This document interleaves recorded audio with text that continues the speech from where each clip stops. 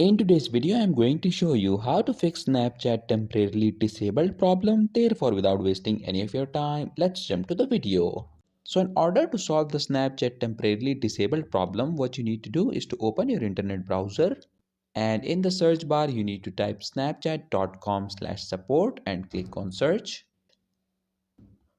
Now scroll down and click on this contact us option. Select the first option. Now scroll down one more time. Okay, now in order to fix the Snapchat temporarily disabled problem, you will be required to fill out this form. So first enter your Snapchat account username, then enter the email address and mobile number that was linked with your Snapchat account. And after that, in this final description box, you need to briefly state the issue that you are facing. You have to write down that your Snapchat account was temporarily disabled. Personally, I would suggest that you just copy paste the paragraph I have given in description below. Once you have done that, tap on the submit option.